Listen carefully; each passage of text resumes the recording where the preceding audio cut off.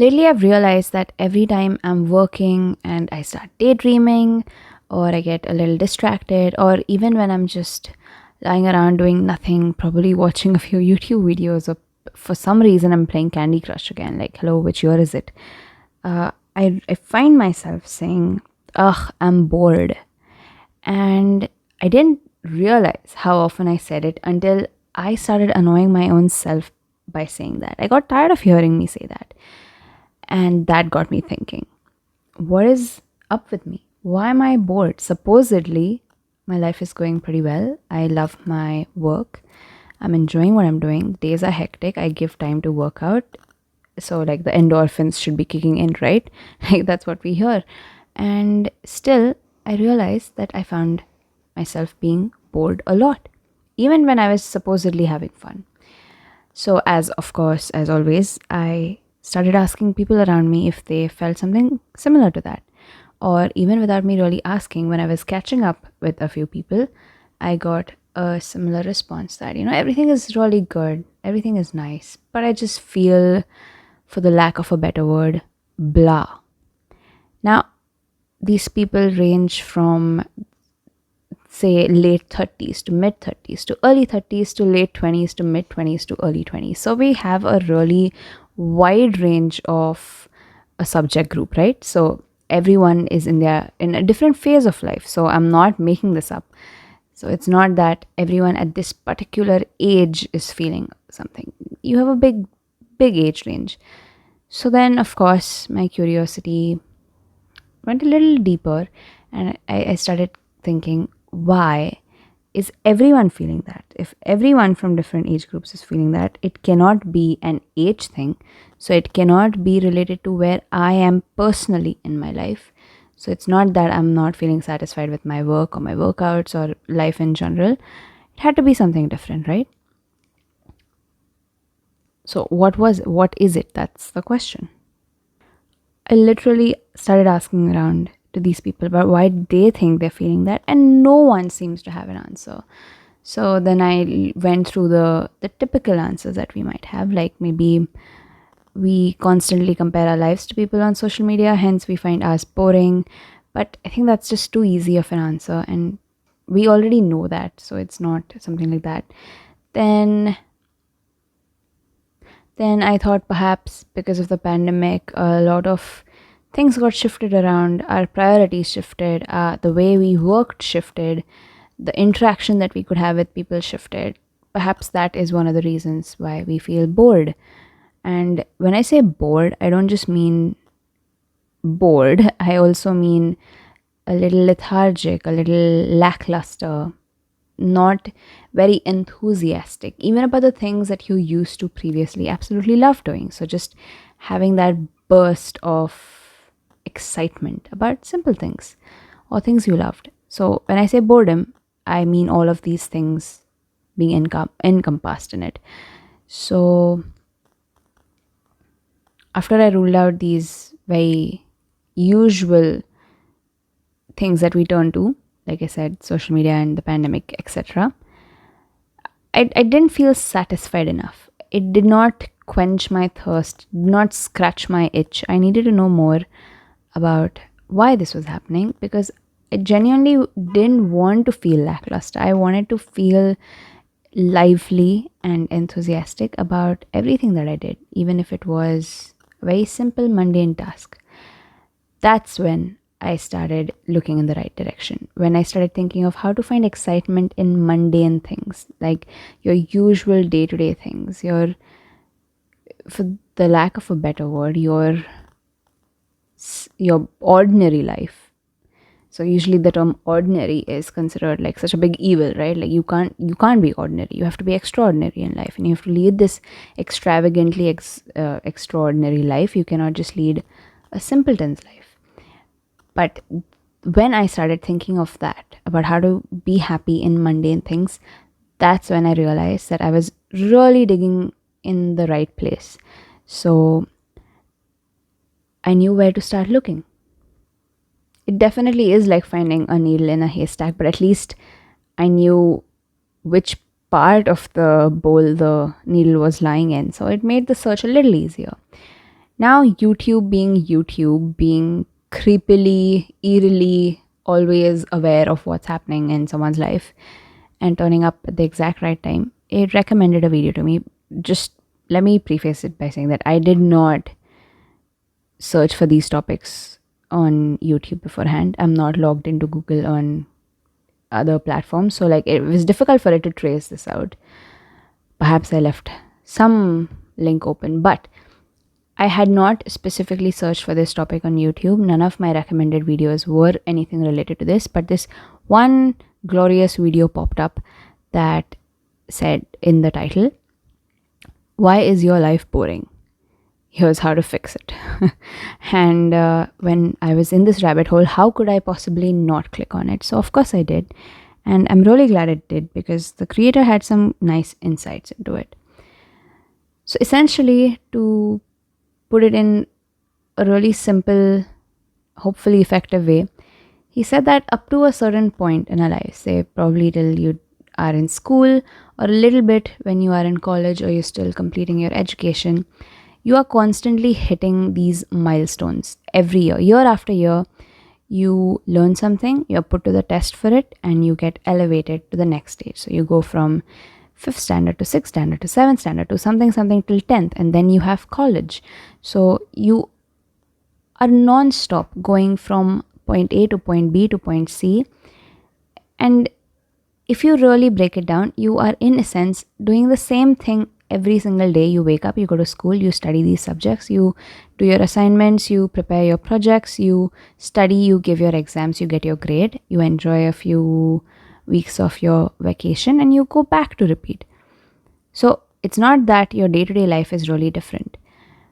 So the chances of it being really boring are there, but it's not as profound as it is after you're done with your education, when you're in the real world, when you're working, when you have a job, when you have an internship. Because unlike school days, when you had yearly progress reports, you don't have something like that. Of course, you could have your promotion and your increments and all of those things. But in a sense, you are not hitting big milestones, revolutionary, life-changing milestones. It could be as simple as you change a little bit in your, it might be as simple as you just getting, sure, you might get a promotion here or there, or sure, you might land a new client for your business. All of it is very exciting, but your day-to-day life looks the same. It's on repeat. Of course, that was the case in your school days, your education days as well. But there is no test, or you are not getting a chance to apply everything you've learned and get elevated to the next position after seeing how you did that year. There's no progress report. You're just going through the motions every single day without having any mechanism to track how far you've come or how you've done. Sure, your salary is one way to check it. Sure, your client list is one way to check it. But I hope you get what I mean. It's not the same as when we were younger. And he said, in a sense, that that is why we think our life is boring.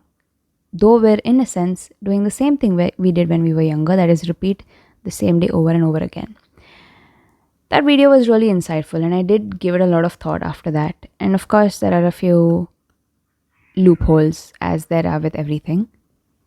But it did make sense in general. Now, by this stage, I had figured out the crux of the problem.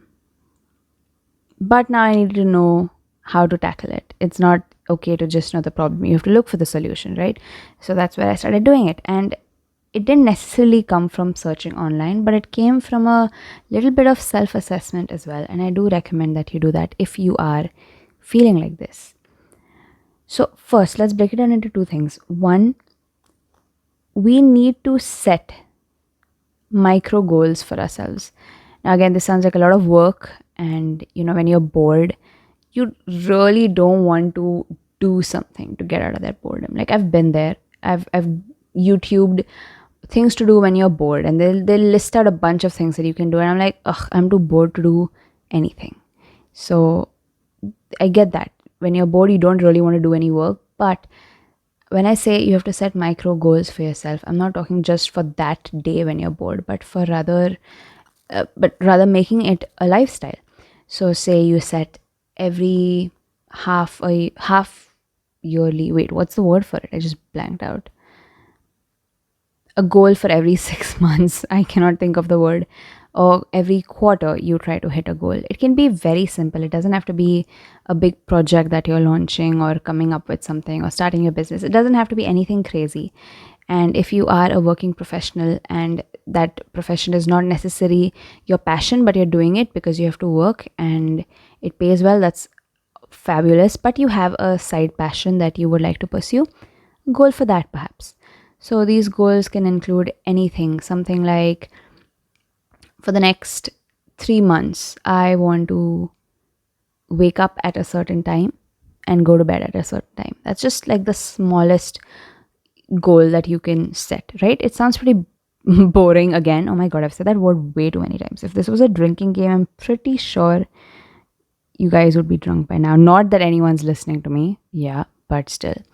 So if you keep that goal and you keep a reward for yourself at the end of the quarter, you are going to look forward to it.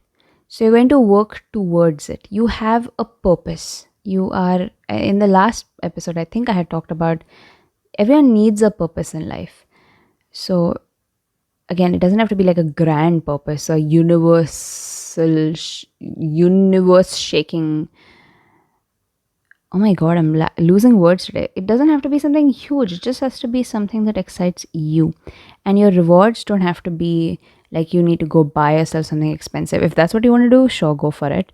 But it could just be taking yourself out for a nice day, or you can go pamper yourself at a spa, or you could get your nails done, you could buy that game that you've always had your eye on, whatever it is.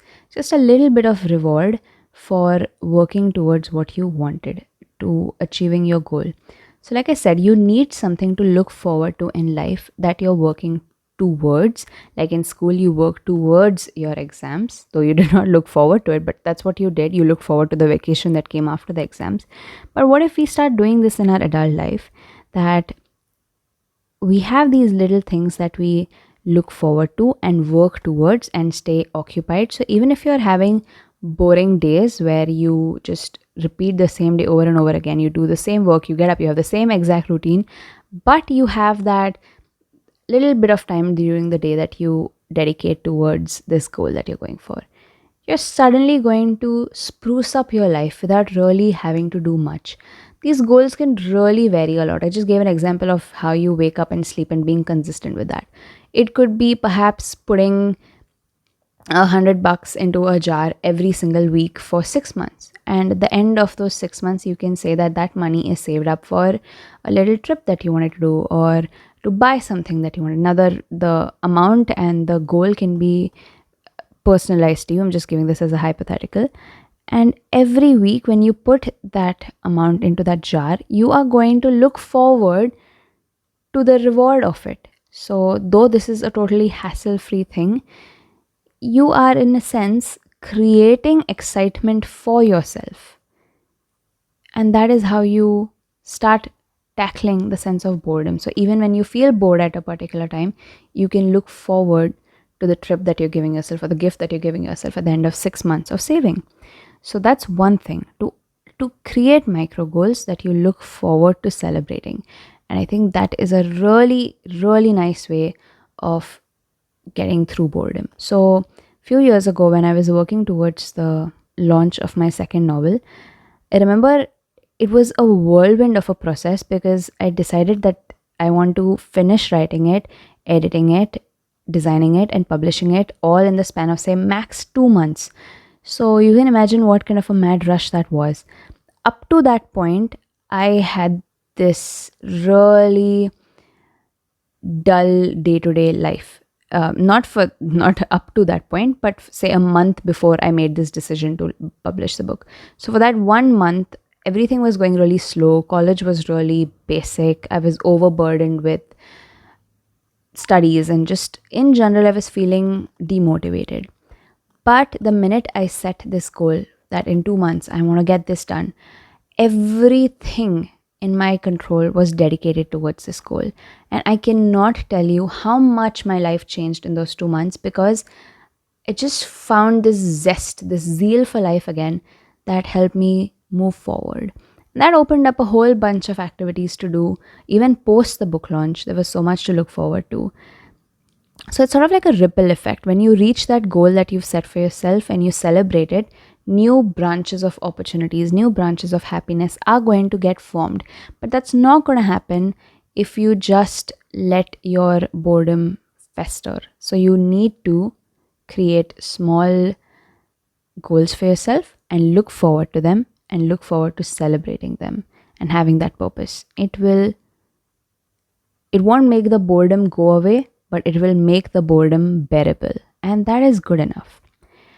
Speaking of making boredom bearable and not making it go away, it's a perfect segue into the second point that I want to make, that this is something I read, of course, it's not my own concoction. It said that we as a generation, here comes the generation talk, I know, but we as a generation just aren't used to being bored. We constantly have something to watch or do. Everything is ready at our fingertips. This instant gratification thing is real, okay? Initially, when we were kids, if we wanted to watch a movie, we had to either go, like if we wanted to watch a movie in the theater, we had to go beforehand physically, buy the tickets, come home, have your food, get dressed, then go back to the theater and watch the movie. Or then if you wanted to watch something at home, you had to make the trip to your local CD store and purchase that CD or rent that CD, come watch it, enjoy it, and then return it before the due date so that you were not charged extra for it. So there was a process to these things. It was not that, okay, I need to watch something, so I'm just going to open up my laptop, switch on Netflix and start watching something. Even then we cannot figure out what to watch, and then we end up getting more bored than we started out with. Or even something as when we did not have Swiggy or Zomato or Uber Eats or things like that. If you wanted to order something, you had to find the restaurant number, call them, tell them your order, wait for the guy, or if he wasn't there, you had to go get it. All of it was a process. And what I'm getting at here is we have eliminated all these processes, in a sense, making our life super easy, super convenient, which is great. I'm not saying let's go back. It's going to be impossible to go back. But what we have done is we have lost the waiting patience that we had for things. We have no patience, and we cannot simply wait. We have to have it now because we're so accustomed to that lifestyle now. If I tell you that you want to watch something, sure, but you have to wait for 2 hours before you can log into your Netflix account. You're going to go absolutely batshit crazy, for the lack of a better word, because you are being denied that instant gratification. So this article that I was reading, it said that we as a generation aren't used to being bored for the reasons that I just came up with right now. So I thought that maybe that is so true, that the minute we have to sit in a waiting room, what are you going to do? You're going to whip your phone out and going to start scrolling through social media. Or you have a little bit of time to kill between one class and the other. What are you going to do? You're going to go watch something or something. We have to constantly fill these voids of time with something, taking away our capability of just not doing anything. So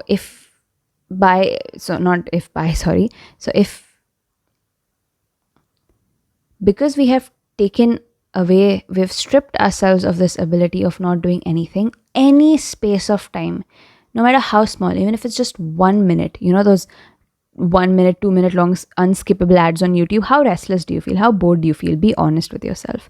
Even those tiny spaces of not doing anything, we cannot handle them. Even for that YouTube ad, I will close the app and go to do something else because I'm like, I'm too bored to go through this.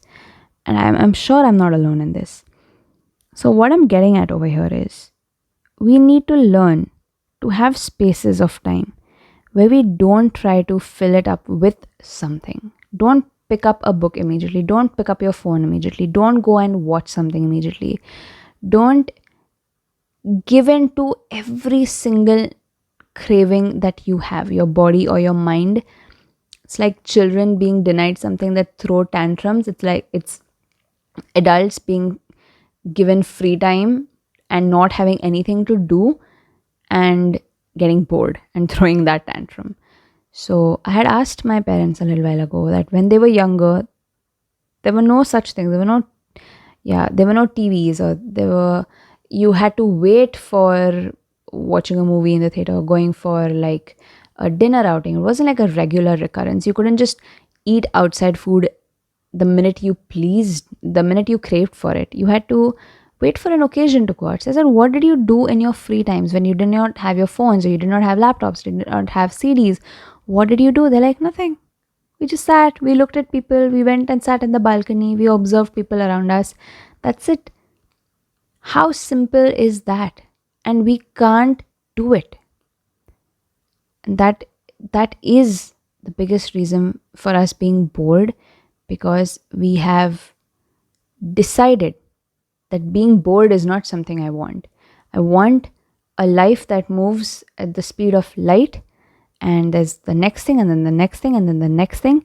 And any space that I get between that, it's unacceptable. Which is why we don't like mundane, simple things. We don't enjoy the simplicity of life because it's slow. It's slow paced. The simple things in life are slow paced. And we cannot deal with that pace because it doesn't match up to our no boring, just fun lifestyle. I feel like such a hypocrite saying it because I am talking to and about the age group that I belong to, and I face this issue myself. So I'm not at all saying that this is something that you do and you need to overcome. No, I'm saying this is something that I do and I need to overcome as well. But just understanding this, it was a fun week, honestly. So I did set a micro goal to figure out the reason behind boredom, and I had a fun time this week doing that. It was something that I look forward to figuring out. But just having the reasoning behind the boredom understood and the ways to overcome it and understanding the psychology behind it was just very fascinating. And honestly, I feel good about it today. I know now that the minute I start complaining that I'm bored every second that I am free, I'm going to learn to just take a breather and be like, it's okay to be bored. It's normal to be bored. I do not need to eliminate that boredom and figure out something to do in that free space of time. I'm going to allow myself to be bored and think that there's nothing to do and I will survive. I will live through it till something comes along that I can get engrossed in. And also setting small goals for myself that I look forward to. So when life keeps moving from one day to the other and you're repeating the same cycle over and over again, you are still getting to the point and you have something to think about that excites you. So I think if you follow these two things, and if I follow these two things, in case I have rambled on, the two things being setting micro goals and looking forward to them, having a purpose in life, however small it is, looking forward to things in life, that's point number one. And the second one was learning to be okay with being bored and not stuffing every single free space with fun, not constantly craving fun because that doesn't exist and that makes life more difficult. So being okay with being bored. These were the 2 points, just in case I rambled so much that you couldn't follow up with what I said. But yes, it's late at night. Once again, it's 11:30, not too shabby, not too late. Need to start waking up early. But this is me just being honest with you. Thank you for listening to Unfiltered. This absolutely really was unfiltered. So all the glitches that I've made are going to stay on in the audio. It's unscripted, absolutely unscripted, because unscripted talks are unfiltered talks. I have no points jotted down, no bullet points, no thought processes, nothing. I haven't given it a thought. It's just easier to start the recording and speak and see where it goes, which is why I tend to ramble. Please forgive me for that. But if you're back here and if you've heard it up to this point, thank you so much for listening. Do consider leaving a comment. Please do like this video. If you can, reach out on Instagram or something, message. It's always fun to see what people are saying. So yes, have a nice time And if you're not having a nice time, if you're just bored, be bored and you'll be okay. All right. Thank you. Signing out.